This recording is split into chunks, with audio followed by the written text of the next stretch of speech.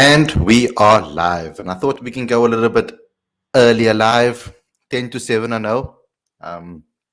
Because I was late yesterday, so I'm like trying to make up for it. No, I'm not. The game just completed. So I thought that this would be an excellent time to just go live with you guys and discuss everything that has happened. I know I said we're going live at 7. We will be live at that time. So when people come in, we'll be probably done with all the introductions and all of those type of things going into this particular game. But South Africa has completed the victory in the warm-up game. Like I said yesterday, it's a warm-up game. Let's take some of let's analyze it. Let's look at some of the positives. Let's look at some of the negatives that we saw in this particular game. It's a victory for South Africa after getting slaughtered in that first warm-up game. We saw some signs that are positive, and there are also some things that are negative, of course. There always is going to be a balance of both. So yeah, we're going to have to wait and see what happens from that perspective. How we're going to move forward from this into the England tour and all of those things as well. It's going to be very important to see what happens with regards to this team. But before we get going, before we get started, don't forget to smash this like button. Don't forget to subscribe. Don't get to click that notification bell. I'm coming to you earlier. It's load shedding currently. And I know I need to keep my laptop needs to be fully charged for me to give you guys the best show. So the later I wait, the less battery I have, the shorter the show will be. So unfortunately, guys, I needed to come straight onto this live stream after this game was being completed and come have a chat with you guys. But guys, also what you need to do as well is support us by downloading the latest issue of Cricket Fanatics magazine monthly, and every issue is 100% free straight to your inbox every single month. The link is on the screen as well as in the description. And if you want to help promote South African cricket, become a patron today. The link is on the screen as well as in the description. Please share the live link with everybody, with all your friends and family, to say that we are live now. We're going to go deep into this particular warm-up game and take the positives out of it and look at some of the negatives as well, and discuss various things with regards to this particular game. Without further ado, guys, let's get straight into today's video. Looking forward to hearing from what you guys have to say in the comment section as well.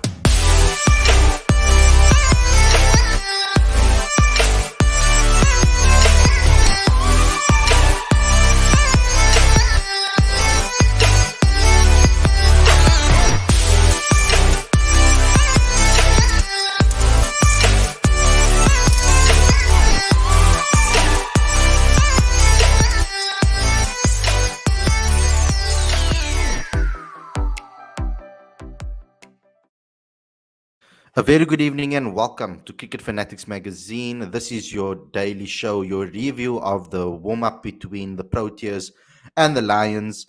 I'm live right now, guys, with you guys, and we're going to be going through all of this. This is also a news show, so we'll update you on the latest things that are happening with regards to the news. But ultimately, we're going to be talking about this particular warm-up game. So let me get straight into it with the nitty-gritty stuff before we get into the analysis of everything. So when you look at this particular scorecard, particularly we are not talking about the batters, because I think that there's a lot to discuss when it comes to this. South Africa were looking very dull at the beginning of this particular match, particularly because of the collapses at the top. So Janneman Malan and Reza Hendricks were given the opportunity to open the batting together. And then Aiden Markram came in with Rassie van der Dussen. Rassie scored a 61, as you can see on screen.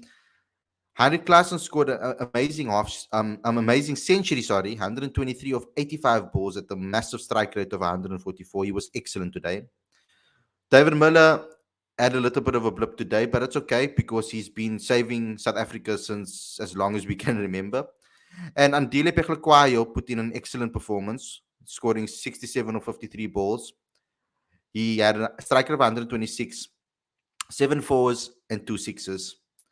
So an excellent performance from him. And South Africa scored 360, a major improvement from the last game. It's more or less towards where we want to be scoring minimum. I think a 350 should be our minimum target when we're playing 50 over cricket, especially when the wicket is decent. So it was a decent total. We were very lucky to get there in the end. Andile Peklikwayo, of course, being excellent. Then when we look at the bowling department, I mean, the Lions never came to the party today. I mean, despite like Stephen um, Eskenazi scoring on 79 of 74 balls, Ben Duckett scoring another good 44 of 38 balls, a quick one as well. And besides, Benny Howell doing well as well. So South Africa's team did a pretty decent job at completing this particular victory, and sealing this victory for the team to make sure that they go into this game with a positive um, game behind their name, of course, going into the England series. It's a great run out for them. We also have to look at David Payne. He also scored a 40. But Ngidi was excellent today, I think, with 2 for 39. Keshav Maharaj was good today with 2 for 32. Our bowlers stepped up today. Our bowlers were getting a hell of a lot of criticism, particularly this guy at the bottom of the year. 10 over, only guy to bowl his full 10 overs. 3 for 66. Very good performance from Tabrei Shamsi, showing that he's still valuable within at this level. I mean, a lot of people were writing him off when we were talking about in the last game, etc. So good to see that they did that. So that's the scores, guys. I'm gonna end that stop that screen so that this doesn't like start hacking over here continuously. But yeah, let's talk about it. I think South Africa still have an issue, obviously, with the top four. The top four is still a problem. I think that today, when we're looking at it in hindsight, this should be our best batting lineup currently. Uh, the fact that Andile Pekwayo is now performing with the bat and showing what he's capable of with the bat more regularly, he's done it domestically and he's now taking it over into international cricket, is a very good sign for South Africa, because it's good to have an all-rounder like that in your arsenal. Having someone like that can bat. And our biggest criticism about Andile has been his batting for a very long time. Now I know we're going to look at his bowling performance and we're going to say maybe he didn't bowl that well. You can say so. Of course, he was very expensive today. He didn't bowl his best. It wasn't his best game. But it's very, very seldom that an all rounder will do both roles. But that's no excuse. Adila needs to continuously keep the levels up high. I don't want to see Peklikwayo get into a mode where then his batting is good because he's focused on it and he neglected his bowling, and then his bowling is good and then his batting is bad. So that's not really great. I don't want to see that type of game happening. I want him to be able to balance his game perfectly. But this is a good stepping stone forward. This is a good thing for Andile Peklikwayo moving forward. I think it's a good platform for him to feel more comfortable going forward about himself. It's good that he's performed the way he has in this particular match, even though I thought that maybe someone like Wayne Parnell should have gotten maybe an opportunity in the ODI arena as well as the T20 arena, not only in the T20 arena, seeing that they are looking at in the T20 arena. But we do need a younger guy that's an all-rounder, and we've been looking and we were waiting for this man to step up, and today he did. So we give him the praise for today, but he needs to back it up. I want to see consistency from Ndile. It's nice to get a 60 now and again, and to get maybe a good performance with the ball now and again, but I want to see consistency. We need him to be consistent, actually, because it will solve a lot of problems within South Africa's setup. We could still see today Yanaman Malan struggling with the moving ball a bit. I did speak about it with the new ball that's one of his weaknesses. If he can't battle it out and survive, but we can forgive him for scoring a century yesterday. I mean, the chances of him scoring 2 centuries in a row, not everybody's Ryan Rickleton, but for everybody to score 2 centuries in a row is quite tough, especially after an opposition has sized you up and understands your game and what your weaknesses are, and they play to his weaknesses. They forced him to play across the line, him and Riza Hendricks, forcing them to play across the line when the ball is coming in straight, which I don't understand why they just did a straight bat and use their straight bat to those balls that are popping up at them. And then what happened to Aiden Markram counters what I'm saying, because the ball came back, he played a straight bat, and he was unlucky that it popped up and went excellent catch back to the bowler. And you could say similarly to Riza Hendricks. He was also maybe a bit unlucky. But for me personally, I think it was a poor shot selection from Riza playing across the line. I don't think it's smart to play across the line with regards to the ball when it's moving. I, I prefer them rather to play with a straight pass, and if they miss, then they miss. Um, I think it's a bit shaky to try and play across when the ball is coming in at you like that. So for me personally, I think they need to work on that and thinking about how they're going to obviously approach that going forward. Um, but yeah, and welcome to the new guys that are coming in on time. I'm a little bit early today. Sometimes I'm a little bit late, but today I'm early. So welcome to the show, guys. Smash that like button, of course. Get involved with the comment section, etc. I'm going to go into the comments right now to see what you guys have to say. But overall, I think good performance from South Africa, showing the clinical performance today. Um, but are we going to say the same thing like we said yesterday? I mean, I said yesterday that it's just a warm up game, and people were very upset about this particular about the result. Today, we've got a warm up game that actually counts for List A stats, and we pull out the performance and a victory, and a convincing one at that. So I don't know how we're going to analyze this now and how I can be neutral because South Africa won by 107 runs. It wasn't just a close victory; it was a massive victory. So I think that's a great thing for us, and it's a great thing for South African cricket at the moment. I think that we are still behind though in the ODI format. I still think we are behind the rest of the world when it comes to our approach in ODI cricket. Although I have to give praise to Rassie van der Dussen, who played with intent today.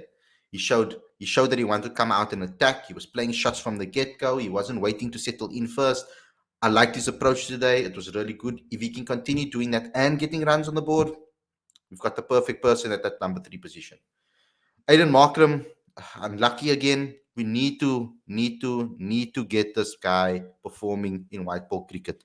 What it will do for us, the rewards that we'll get will be phenomenal. So I hope that they try and find a way now to get this guy to score in ODI cricket because he's struggling to get those runs. Yesterday's warm up, not yesterday's warm up game, but the previous warm up game, they looked he looked great for that 30. And once again, it was a pretty 30 and not converting to a 50. And we're hoping that he can start doing that because he solves a lot of issues with the fact that he bowls as well. But like I said in previous shows, and when the squad was announced, they should have had Vian Libba as a backup for Aiden Markram, I think, personally. Offer something with the ball as well as in can bat in the top 3, top 4, top 5. I would even say he's a big hitter enough to bat at 6-2, but I don't want him to change his way of play, etc., and all of those type of things. Um, but it's good to see. Um, let's wait and see what's happening with regards to the rest of that with this particular team. Um, I'm really chuffed with the way we bowled today compared to the rest. The rest compared to the previous game. There was a lot more tighter lines, making the opposition play. We were a lot more disciplined. It looks like when we're playing with the actual unit of bowling unit, we understand each other's game a lot better. So that's very good to see. Um, yeah. So I'm hoping that South Africa can build on this because we really want to see South Africa start to get into to find their identity for their style of play. If we're going to be forfeiting the ODIs and to play in that particular in the playoffs, like we had a whole show yesterday about that, then obviously that will be a great thing for South Africa. Guys, just give me 2 seconds. It's load shedding, and I placed an order, and it's like an hour late. I didn't expect it to come now. I actually expected it to come 30 minutes before the show. So I'm just going to go get that at the door quickly. Mind you guys. So please give me some time. I'll be about 5 minutes. Coming back very, very soon. Just bear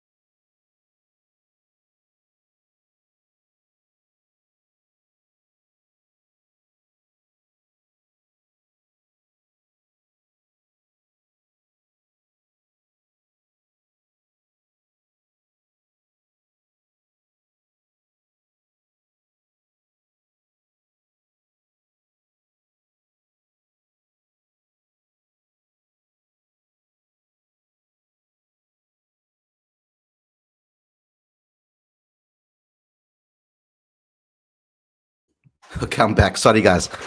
Um, yeah, let's get into the comment section. Uh, I'm actually keen to hear what Lorenzo and them have to say because yesterday they were very upset. But let's get into it. Ravi saying, first comment, Lorenzo has been speaking highly of Klaassen. The boy, and boy, he's right. When on song, such a good player. And must was, you see, they need to, with Klaassen, they need to be very, very careful. I think right now, yes, I agree. Klaassen should be in rather than Verreynne at this time because I think that Klaassen provides an option where we need a player. That finishing role is something that we were hoping for a long time. Someone that can play that type of role. Now there is a debate going around. There's a debate going around on Twitter, on Facebook. I've seen it quite often that Klaassen should come in after David Miller. David Miller should bat higher than Klaassen. Now it's interesting because both players benefit from coming in earlier, I feel. Um, they both kind of need a couple of balls to get themselves in. Actually, the games are quite similar, you would say. I think maybe David Miller has a bigger power hitting game. Obviously, plays left-handed batter, of course, so it's different. He adds something different. And he's maybe a tiny bit more aggressive than Heinrich Klaassen. But when Heinrich Klaassen is going and the team needs him and we're in trouble, the man seems to always put up his hand.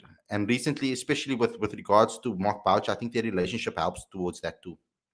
So it's really great to see that, and it's really great to see a player like Klaassen come into his rhythm now because I mean he's been playing really excellently in white ball cricket for South Africa. I mean he needs to be rewarded. I've always said that when players perform, they need to be rewarded. Is Markram good enough in ODIs, Khalid?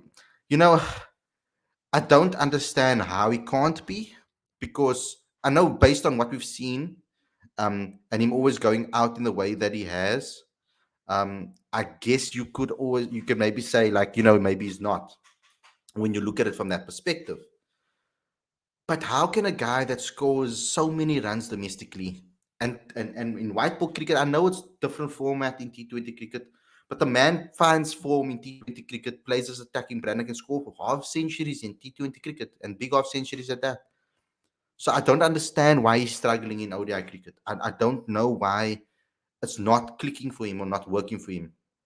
Is it perhaps because they're not giving him the same instructions or making him feel comfortable about his role within in the One Day Cup, in the One Day arena? I don't know. Um, so it is a strange one because I can't put my finger on it, and I'm sure he's struggling to understand why that's happening too. Because I mean, a lot of these players that are doing well are also doing well domestically. And Aiden Markham always does well, better than them every single season when he plays domestic cricket. So I don't understand why he can't step up because he stepped up in the Test arena and then had a little bit of a dry spell, stepped up in the T20 arena, and he's currently very much in form in that arena. So I don't get why he isn't finding his form in this format. It's really bothering me actually because he's such a talent. He's so good. We know he can bat. I mean, he can't suddenly just not be able to play cricket in one format. Like it's like we had the same argument with Temba Bavuma. Like it's like every single time we think he's a different format player, that opinion changes. Pekhrekwai is a weak link. Though he batted well, he was very expensive in the bowling. Can he do anything ever right? I mean, this is always going to be the case with Ndile. When he bats well, they're going to criticize his bowling. When he bowls well, he's going to criticize his batting. Then they're going to say that is the. So this is going to continuously go on. I mean, I don't see the same criticism for Dwayne Pretorius.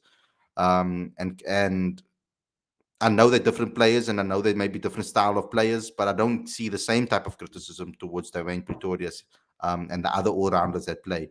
So I just want to see some equal criticism. I think he deserves praise for the bat today, and you're right, he does. But I don't think with regards to weak link, the weak link is difficult because we keep on saying, oh no, but Ndile needs to score runs. Ndile needs to do this, and Ndile needs to do X. And when he does do it, we criticize still. So I think we need to praise where the praise is given. We've wanted to see him perform with the bat.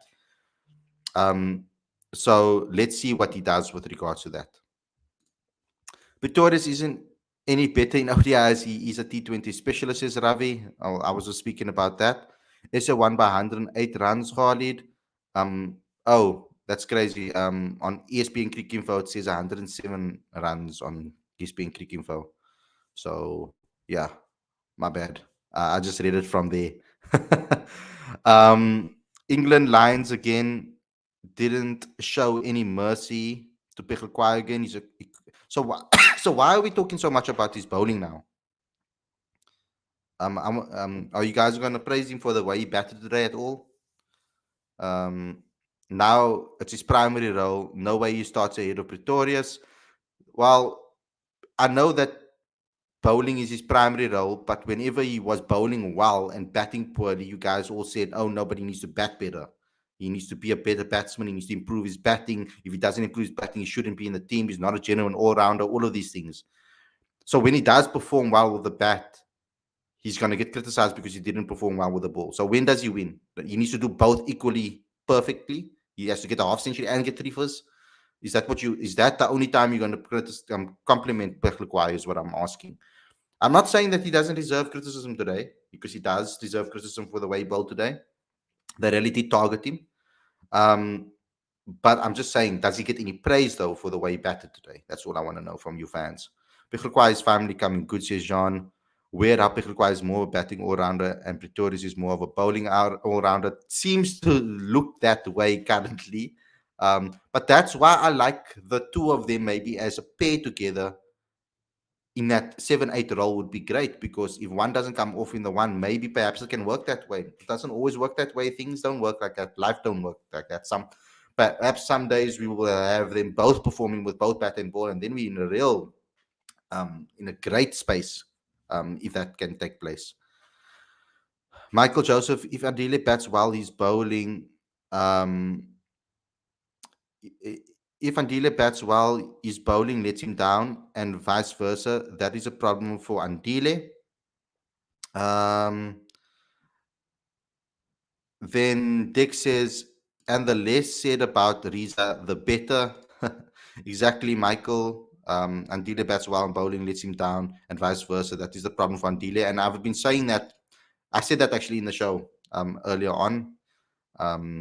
Or perhaps you are commenting towards that. Let me go down a little bit more to the more of the recent comments. Um, Riza Hendricks is like Rick.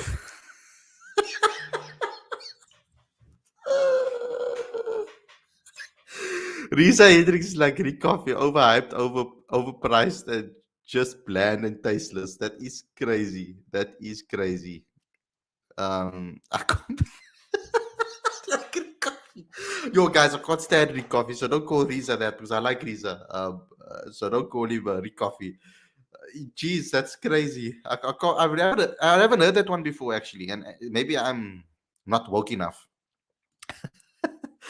Is the transformation policy for for warm up matches as well? No Verena or Pretorius today. But it wasn't necessarily necessary for today. Maybe they still wanted to test Andile, give him another opportunity to see what if he can get some form. And we didn't need Verena today. We had Klaassen in the team. So it wasn't really necessary today. We won the game. So I don't think it had anything to do with transformation that they're not in the team. I think it's just because they picked who they think their best players are. Okay, you could say maybe for Pretorius and Andile Peklekwai. But in the one-day arena, I think Andile has been more informed than Dwayne in the one-day arena. Let's be honest with our criticism as well when it comes to the List A arena. When it comes to the List A arena, I think that Andile has been more informed when it comes with the bat, particularly with the bat. And if you look at the numbers, then they haven't really met the transformation targets anyway, I don't think. They've only got 1, 2, 3, 4 players of color in the team. Or 5 players of color in the team. They're not meeting the 6 that was required anyway. So, and KG didn't play either. So I don't think we should read too much into it. I know KG, oh yes, KG was arrested for the ODI, sorry, that's why. But Lizard Williams also never played either. So yeah, it's I think we need to look at it objectively. I think they picked their best team. I don't think there's space in the lineup for Verena if Heinrich Klaassen is going to play as well. Kyle should have played in place of Markram. You could possibly say that, maybe Kyle should get a place over Markram. I don't know. I don't know why I didn't think of that in my previous analysis, but that is true. I'm sorry, I missed that, but that's true. Klaassen is to perform. He's going to be crucial in the next 8 games. Klaassen's going to be crucial for us in one-day cricket, full stop. And as I think so, I think he's starting to become more important in the T20 arena as well. These are out, Previs or Stubbs in. Where's Aditya? Aditya is out with his family today. I mean, it's his last 2 days in Cape Town, so I want him to. So he needs to obviously enjoy it as much as possible. So he's out with his family today. That's where he is. Where's Werner? Werner probably has load shedding. Well, I don't know where Werner is, to be honest. I'm lying if I say he has load shedding. I've posted the links in the group. I'm sure the guys, if they are capable of, if it's possible for them to come on the show, they will. Bouch Paul. Jean St. Clausen can bowl too. Khalid, I told everyone on this platform they're sleeping on. Yes, we know. Chippo, where's Chippo now? Laughing when I say Clausen is a gun cricketer. What does gun to do? I've already said Clausen has been doing excellently, and we needed him to be in form. When he's not in form, he looks terrible like every other cricketer. There was much better batting display, but the first 20 overs again, yes. Out at the cricket bar, Rassi with you see now that's nice that we're seeing Rassi changing that because if Rassi can push that and show that it's possible, it might change a lot of players the way they approach the game. So it will be really nice to see if he can continue that performance. Game changing changed with the class and giving the innings giving the innings impetus, as well as, of course, Andile. I think the partnership was excellent. Much better batting from the Proteas today. But for the first 20 overs, I don't think it was much better batting from the Proteas today necessarily, because, I mean, our whole top order collapsed, apart from actually Rassi. And then we've had our informed guy like Klaas and pull us out of the mud again. So I mean, I would have felt a lot more comfortable if all of our batters came out with intent and then maybe got 30s, and if they lost their wickets and like they did today, but they came out with intent and they lost their wickets because of intent, then I would have been a lot more happy with a proactive style. But they didn't. A lot of them went out to defensive shots. So that's when I get a little bit irritated because I'm like, you defending, but you can't, but you're not even, you're defending. So the risk of playing the defense, there's more, it's more worthy if you're going to actually go attack and go out rather than defend and go out, I think, personally. But it's easy to say that afterwards, and also easy to say when you don't know the conditions as well. Necessarily, we don't really get that in-depth analysis before the game as well to help us out as well. Why is Keshav sloppy in the field? He can't catch that. Shamsi's over 2v3 hard away with him. Lungi had no chance. Khalid, with amount of opportunities selectors give Andile in ODIs, he is bound to score a good knock every 5 games, like against the Netherlands. George Linder was dropped after one poor series. Why is everyone talking like Verena not? Why everyone talk like Verena not playing today? Klaassen, in my opinion, is clear of Kyle. Klaassen really have haters out there. Man can't do anything right. People wanted to see Stubbs ahead of him as well. Lorenzo, you are really a very good cricket expert, and Klaassen was definitely overlooked by many. Why can't SA try Vian Mulder instead of both? Because Vian Mulder hasn't put up the numbers. Simple as that.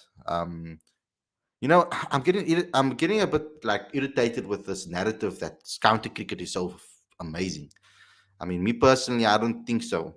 And what I've heard from experienced cricketers in South Africa that have played county cricket, they've said the same thing. I mean, we've had 38-year-olds go into the county cricket and score hundreds there like it's nothing. You had Keshav Maharaj go there for a couple of games and take like a record amount of wickets. Look at what Simon Harmer's doing there. He comes to county cricket, starts taking like 30 wickets in 3 games, some crazy stats like that. And then you see Vian Mulder, who's struggling, can't even get runs in domestic cricket in South Africa, but he goes to county cricket, gets double century. I mean, that's insane. Like that, I think the levels aren't the same because the reason why I say that is because the bowling standards are not the same. There aren't enough bowlers for the amount of teams to keep that consistency. And also, it must have been flat wickets as well. think about the wickets. Remember the details that we're speaking about when we say analyzing games. Don't just look at the score, also look at the wicket and look how much scored in that game. I mean, they were scored 700 runs and they led by 100 only. So like, like they scored. So it's crazy that wicket was probably very flat with regards to Mulder. But Mulder hasn't put up the performances in List A cricket and in T20 cricket either. Let's that's the honest opinion with regards to that. Um, that isn't the case. I think that we have all rounders ahead of him currently. Khalid, so no Stubbs now. I mean, I still want to see Stubbs get an opportunity.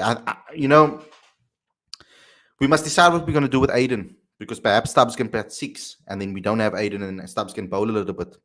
But I think they haven't tested Stubbs to his full capacity yet in international cricket. So it's maybe when you have players in form like you do now, you don't really want to mess with that. When you have Klaasen in form, I think Klaasen deserves a position in this batting lineup now. David Miller's there as well. He's a sure player in that team. Rassie van der Dussen, you don't even question it. The opening partnerships are now settled. Now it's just that number 4 position, that extra batter. Are we going to shift everybody up and put in a number 6? We're going to shift 2 players down and then have a number 4. What is going to be the approach? Let's see. That's what we're going to have to find out going forward when it comes to South Africa. Most county pitches are flat tracks. Yeah, so the batters look amazing on these tracks. Mulder scored a double ton today. Good on him. But even KP slated county cricket stating that he can come out of retirement and smash those average bowlers to bits. But that's what I was saying too. Yeah, I mean, Ashok Prince has spoken about it in the past as well. He said him as an old retired Protea went there and he scored massive runs and was a legend there at the club at the county that he was at. And he spoke about it and he said it's actually overhyped. And I think it's mainly because of that. You're not going to be able to find the amount of counties they have. You're not going to be able to fill that up with so many great. You're going to get some crappy bowlers that are going to bowl to you. It's just the law of average. Well, I'm slightly concerned with our seam department so far. Our spinners broke the game for us. We need our seamers in for our tour as well. Yes, they will. I believe that they will come right, guys. I think it's rhythm. Like I said again, it's warm-up games. Let them get their rhythm in. I think our bowling attack will be fine. I'd rather have these blips in warm-up games than in the games that we need it. I don't want them to start falling off and losing energy in games when we actually need them to perform. Good to see Joburg boy Stefan Eskenazi score 79 against the Proteas. 30% of the county crickets are SA origin. Yeah, because I mean, there's not enough space for everybody in county cricket, and then they move over and they go play. I mean, in South African local cricket, there wasn't enough space for everybody. You only have certain amount of squads, certain amount of players, certain amount of teams. We only had a division of 6 for a long period of time, and then a semi-pro teams as well. So instead of playing semi-pro cricket, players will rather go play county cricket, go earn triple the amount of money. So that's just unfortunate that options on the table for people. That's there. Stubbs needs more domestic exposure before he gets to play international cricket. Interesting point there. If Temba Bavuma will come in for Aiden, it looks like it. It seems that way. I do feel that we are missing him a little bit. Just for stability wise at the top of the order. It is showing at the moment, but if Aiden was performing, we wouldn't be having this particular conversation. Why do you want to rush Brevis or Stubbs in international cricket? Let him perform in domestic cricket first. I've been saying that already for a very long time. Anrich bowled with some serious heat in his second spell. I'm worried about Anrich as well because he's bowling with this massive. He's bowling quickly, guys, and he's bowling fast, but his control has been lacking a bit, which I'm worried about. It has been lacking a little bit. He hasn't been as controlled as before his injury, and I only give that back to match practice and match fitness. I think he will grow into it. He did bowl quite well today, but he goes for runs and cheap runs, especially leg side, etc. They normally seem to like nick him off or find the edge, and it races to the boundary. But he was very expensive today. I mean, he conceded 10 fours and a 6 today, and he was the only person to bowl wides today. So yeah, it wasn't the best performance from him, but at least he got the 2 wickets. And I'm sure that with rhythm and with game time, you'll perform better and better and better as time goes by. I honestly believe that that's the case. that that will be the case. So let's see what happens with regards to that. I'm hoping that that is the case and that we will improve. Since we can't rely on Andile for 10 overs every match, we need to have Aiden in the side as a sixth bowler. Or else we need to give guys like Libber, Brandt, Smuts as Aiden's replacement in ODI. Khalid, what are your thoughts on the three ODIs against Australia being forfeited? Is franchise T20 greater than national cricket? No, I've given my opinion on this yesterday. I don't think that franchise is, but I do understand the narrative when they say that for the future of South African cricket, this particular league is very, very important. But I don't agree with the forfeiting. They should have found another way on how to fix it. But also, there's a flip side to it. Apparently, South Africa did give a lot of dates to Cricket Australia, different dates, as a suggestion to reschedule, and Cricket Australia said no, according to an article that I read. So yeah, so there's two sides to the story as well. And Dylan needs a big shout out today. One can see he really worked on his batting this past season. He made runs domestically, Proteas, Dutch game, and SAA. Yeah, and he deserves the credit for the work that he's put in. You can see the improvement in his game. He's a lot more. He seems a lot more smarter in his way of batting. He doesn't seem as what's the word I'm looking for? Irrational when he's batting. Masterclass innings by Klassen today. Yes, it was amazing performance, and I hope he can keep it up. Hardly should Olivier play ahead of Nokia in the upcoming test in England.